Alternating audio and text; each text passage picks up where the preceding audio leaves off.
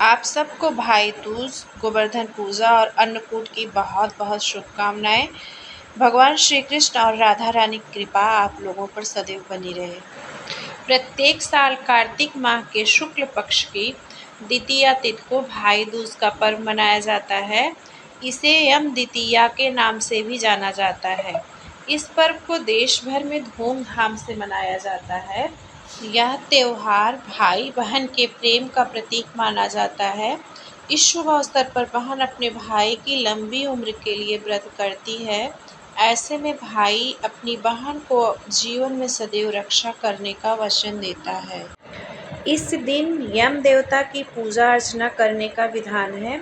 इस शुभ अवसर पर बहनें स्नान ध्यान के बाद यम देव की पूजा करती हैं और अपने भाई के हाथ पर रक्षा सूत्र बांधती हैं और माथे पर तिलक करती हैं।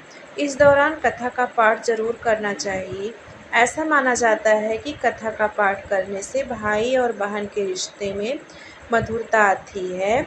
साथ ही भाई को लंबी आयु का वरदान प्राप्त होता है। पौराणिक कथा के अनुसार सूर्य देव के पुत्र यमराज और पुत्री यमुना थी। यमराज को अपनी बहन यमुना से बेहद लगाव था।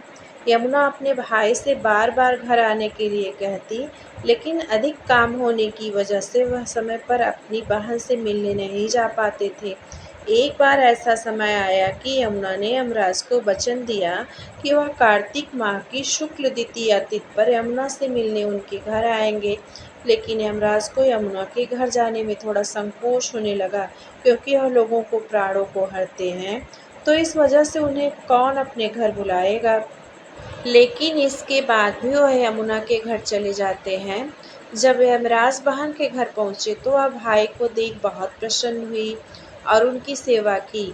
यमुना ने अपने भाई के लिए कई तरह के पकवान बनाए। बहन की सेवा को देखकर यम बेहद खुश हुए और यमुना से कोई वर मांगने के लिए कहा। इसके बाद यमुना ने उनसे वचन लिया कि हर साल कार्तिक माह के शुक्ल द्वितीया तिथि पर वह मेरे घर आकर भोजन किया करे। यमराज ने भी उन्हें तथास्तु कहते हुए उन्हें तरह तरह की भेंट भी दी। मान्यता के अनुसार तभी से भाई दूज के पर्व को मनाने की शुरुआत हुई। तो आइए हम जानते हैं कि भाई दूज कब है और भाई दूज में टीका करने का शुभ मुहूर्त कब है। भाई दूज की द्वितीया तिथि 2 नवंबर यानी आज रात 8:21 से लगेगी, जो 3 नवंबर यानी कल रात 10:05 तक बनी रहेगी।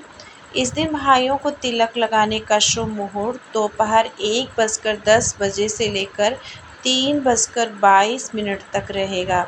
सुबह 7:57 से 9:19 के बीच चर चौघड़िया में टीका करने का पहला मुहूर्त होगा। इसके बाद सुबह 9:20 से 10:41 के बीच लाभ चौघड़िया का दूसरा मुहूर्त होगा। सुबह 10:41 से दोपहर 12 बजे के बीच अमृत चौघड़िया का तीसरा शुभ मुहूर्त होगा। इसलिए भाई को टीका करने का सबसे शुभ और श्रेष्ठ समय सुबह 10:41 से दोपहर 12 बजे के बीच रहेगा। भाई दूज के दिन मांस मदिरा समेत तामसिक भोजन का सेवन नहीं करना चाहिए। इस दिन भाई को तिलक करने से पहले बहनें खाना ना खाएं। भाई को टीका लगाकर आरती उतारें और मुंह मीठा कराने के बाद ही खाना खाएं।